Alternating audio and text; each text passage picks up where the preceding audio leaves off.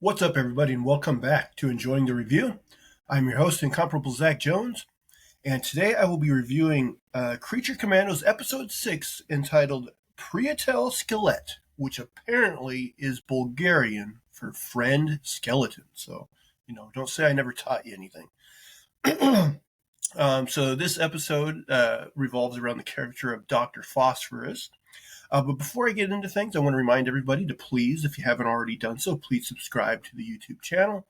You can also, if you prefer audio form, you can find us on your podcast catcher of choice. But please leave thumbs up, positive reviews, comments, all that good stuff. And if you like, you can follow me on social media on Twitter or Blue Sky at Zach Jones Live. That's ZachJonesLive. All right, so yeah, guys, let's get into it. So this series so far has been pretty middle of the road for me. And that's going to continue with this episode. I think I'm going to give this episode a 6 out of 10. It's just okay. I will say, though, the very end of this episode does get me excited to see the finale. So there's at least that. But, I've been kind of having a hard time putting my finger on what is it about this series that so far isn't grabbing me in the way I'd like it to. And I think the structure of these episodes where it's, we constantly are going back and forth. So we get a little taste of what's happening in the present. We flash back to the, whichever character's background we're focusing on in the episode. We go to the present and we just keep going back and forth. And it's a little bit jarring. And you know what it kind of reminds me of is, I don't know how many of you guys watched the, Arrow on CW. A series that, by the way, I watched all the way through and do not recommend to anybody do that. But that show was famous for always having, flashbacks to when Oliver's on the island, and then it'll flash forward to whatever he's getting up to this week in the present day. And you're like, man, after a while, you're like, can we please stop constantly flashing back? And anybody that watches Arrow, watched Arrow, knows the answer to that is no. They could not stop flashing back. They went above and beyond to find ways to flash back, even when it didn't make sense anymore. I guess I should be a little more forgiving of it here, since it is like the first season of this show. When they announced that there's going to be a season 2 of this show, I said, like, I don't really think that's necessary. But at least in a season 2, we'll have all the background out of the way. So, fingers crossed, they can just then tell a story without having to constantly flash back. And listen, it's not that the background on these characters is bad. In fact, some of it has been, pretty good. It's just, I don't know, and I don't even know if there's a better way to do it, but there has been just a feeling of disjointedness in these episodes as far as like how often it flashes back. There's just something about it that doesn't flow super well, I think. This Dr. Phosphorus story, I think was decent, but in a way, kind of reminded me of Weasel's backstory, where you go, not quite, because Weasel is like a more overall more moral character than Dr. Phosphorus, but it does that thing where you're like, oh, he's not as bad. Like, he became really bad, but maybe wasn't as just straight up evil as we thought. Like, maybe there is some heart in there, And something I noticed like ruffled the internet a little bit, and I mean, I guess I'm going to get into real heavy spoilers here in a second. But we get just the briefest ever glimpse of Batman in this episode. And I don't know why this set the internet afire at all. Like, as you can see by my background, I'm obviously a huge Batman fan. He's my favorite, fictional character. But this did nothing for me. I was just like, yeah, I know Batman exists in this universe. Like, it's no big deal to me to see like his silhouette. I don't know why this like excited anybody. I mean, if it should have excited anybody, it was me, and I was just like, oh yeah, okay, yeah, of course, Batman exists. I mean, I get it. I I never thought he didn't exist in this universe, but I don't know. I don't know. So okay, yeah. Let's get into it, guys. Heavy spoilers now. So we start off this episode in flashback, and we see Alex. I believe his last name is Sartorius, aka Dr. Phosphorus, but this is before he was turned. He's trying to escape his captor Rupert Thorne, and I'm actually glad they used Rupert Thorne here. They also, of course, any fans of Batman the Animated Series, there were several episodes where Rupert Thorne was the villain, and I just like that Batman I think should have occasionally some villains that are not super powered, and he's just like this mob boss guy. Rupert Thorne, also one of these guys that I believe he was killed in the comics forever ago, and actually did not somehow come back to life, which is kind of amazing for anyone that reads comics. Nobody stays dead forever, but Rupert Thorne, he's been dead quite a while in the comics. So in the present day, we find Dr. Phosphorus hiding out in a dumpster. Of course, the Commandos are in Bakalova, and they're hiding from the soldiers, from the end of the last episode. But he gets out of this dumpster, he cleans himself off, and then I thought this was kind of stupid. He kind of casually like walks and whistles, and I'm like, dude, you're trying to stay hidden, and you're just like whistling Dixie as you walk down the road. That doesn't seem very very smart. So in the castle, the princess's guard tries to get her to hide, but she refuses and orders her man to kill the Commandos. So back on the streets, Nina bumps into the bride, and they end up hiding in a house of ill repute. The bride orders like the manager, I guess the madam of the brothel, to hide them from the bad guys, which she does. After the bad guys leave, the bride decides to lay low in the brothel until the coast is clear. Back in America, I guess, we find out that Rick Flag Sr. is in a coma with a broken back after his fight with Clayface. I'm sure this character is going to be like, nursed back to health or whatever. But like a broken back seems like a pretty serious injury to give him. But Waller is led to believe that Frankenstein crippled Flag because there were reports of people seeing, a monster, and the description sounded like Frankenstein. So Waller tells, what's his name, John Economos, her man there, to put people in operatives in the airports to, look for Frankenstein so he doesn't ruin the plan to get rid of the princess. But then we cut instantly to Frankenstein, and he is hijacking a private airplane to Bakalova, and he kills like what looks like some very rich guys that were taking that plane. He's under the notion that the bride will fall madly in love with him once he notifies her of how she's being duped into killing the princess. So now we get a scene with Weasel. Weasel runs into a forest, and he's confronted by a pack of wolves. It looks like he might be in some trouble, but hint, hint, he is not. So Phosphorus ends up hiding inside a local's house, and he sees some family photos on the wall, and so now we're starting to get his flashback. So in a flashback, we see him playing with his son, like throwing him up in the air.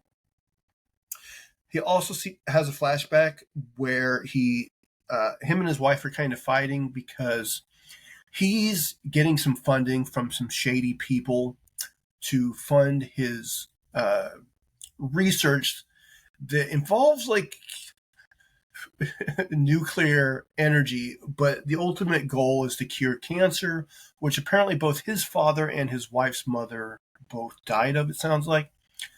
Also, his wife is of like a Middle Eastern descent. Like, we'll find out that she comes from Bialia, I believe it's called, which is, you know, like a fake, I believe, Middle Eastern country in DC Comics lore.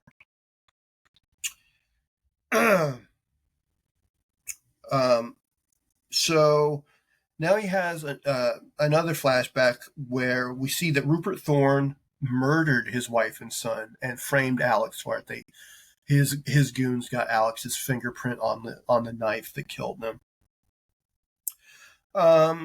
So a Pakolistani girl finds Phosphorus, a little girl, and tells him that she is hungry. He apparently knows a few Bulgarian words because he understood that she was hungry. So Weasel, it turns out the wolves don't want to kill him. They actually become friends with him. And the wolves almost see him as like their leader, and he like plays fetch with them, so they like him. Back in the brothel, the owner asks the bride if she and Nina have ever considered going into her line of work, which causes the bride and her to kind of get in a verbal fight. After that, two drunk Irishmen come in and take a girl upstairs, and like we get the sense that these guys are trouble. Weasel continues to play and frolic with the wolves. So Phosphorus feeds the little girl some cereal, and we get another flashback. We find out that Phosphorus betrayed Rupert Thorne because he was going to give his research to the country of Bialia, which is a fascist regime. And, Phosphorus basically says the reason what he did is he ended up giving fake data to Thorne. And he says he betrayed him because his wife is from Bialia, that fascist regime. And, he knew she wouldn't want him sending them information that could lead them to, making weapons or, doing whatever horrible stuff they would do with that information. So Thorne puts Alex in this nuclear fusion chamber. Again, I don't know how to link to using I don't know. I guess it's all made up science. It doesn't matter. But apparently he puts him in this nuclear chamber, which somehow was going to cure cancer. I don't know. This fusion chamber. And he said he's going to make it look like he killed his family and then killed himself.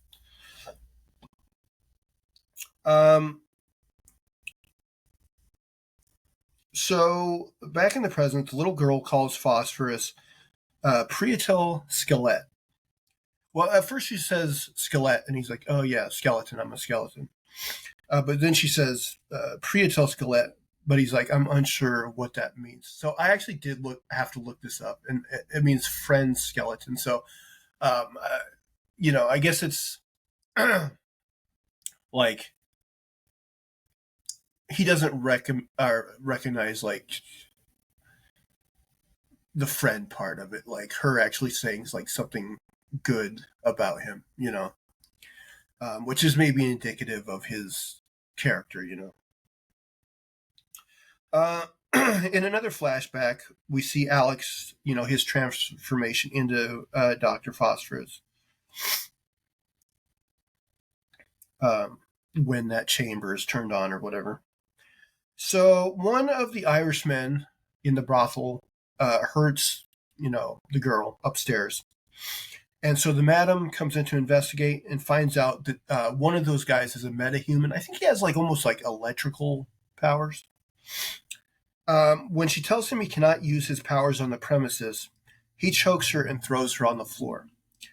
So Nina and the bride show up, and the bride just viciously does away with these two. Like, shoots one of them through the head, and like the other guy with the meta powers, like he punches her like hard once with like his electric fist, but she comes back and she ends up like pulling his heart out through his chest. So like, she viciously gets these guys. So Nina and the bride leave the club, and the woman that was hurt thanks the bride. Okay, so this scene, I think, gives me a prediction for the finale. So Weasel wakes up, sleeping next to the other wolves, and he has a vision where the little girl that he couldn't save in his flashback episode turns into the princess. So I might be totally wrong, but I want to make a prediction here. So my prediction is, in the finale, the princess will live. And I think Weasel is going to save her. Now, I could see them going either way, but I kind of think Weasel's going to die. I think he's going to die being the hero that he didn't get a chance to be before. We'll see, but, it's a prediction anyway.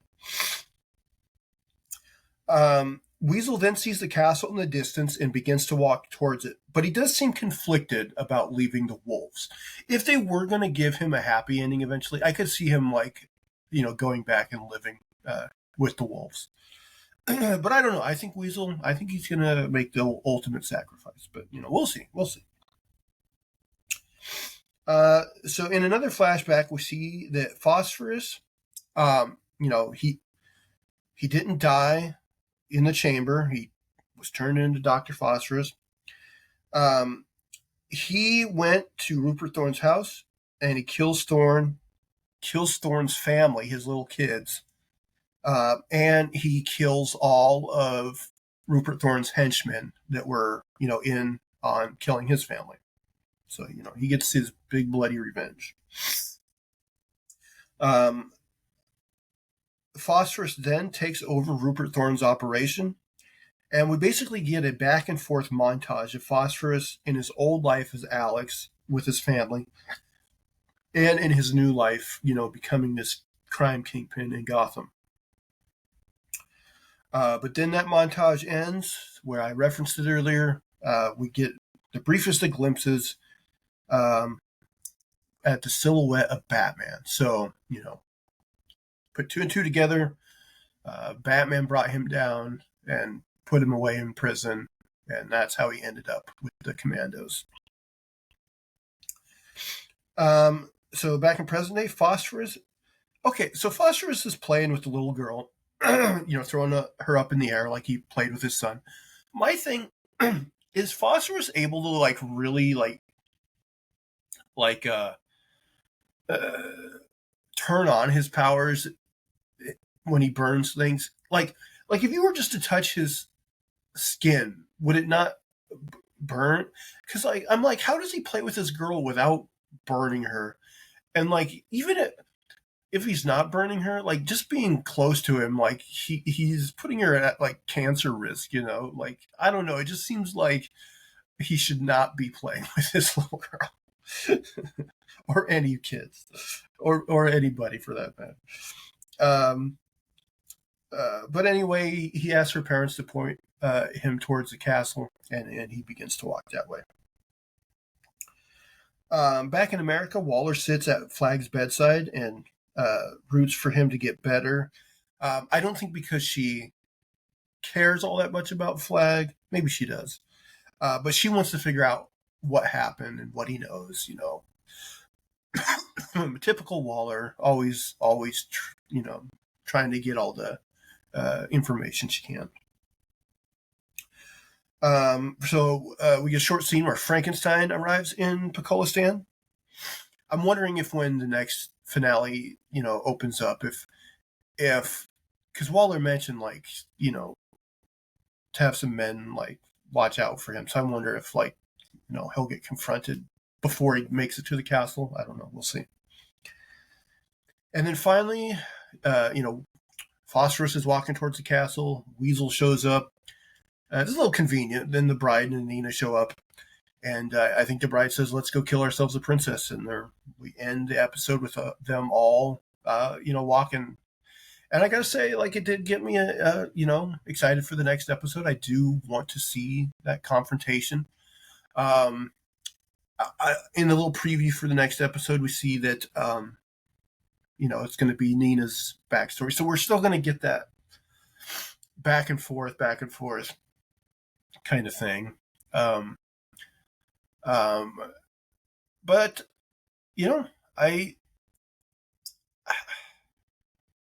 I don't know if this first season, I'm guessing the finale is not going to be like so earth shattering that I'm going to be like, oh, it totally like changed me on this, and now I'm scoring it like super duper high. Well, but maybe. But I'm at least curious about it. I do want to see how it plays out. But yeah, my official guess is that the princess does live. Weasel saves her, and maybe we will get like a little like thing at the end where something's revealed about the princess, and maybe it's like, oh, maybe Cersei's vision was correct. Maybe there is something devious going on with the princess. Some sort of turn like that would at least be interesting and possibly get me excited for season 2, which I'm not currently like real excited about. Also, I just think James Gunn, obviously super busy, and like I think he is probably a fast writer, but like I just think I would like to see. Well, I guess we don't know for sure if he's writing season 2. Maybe he's gonna, but I kind of assume he will.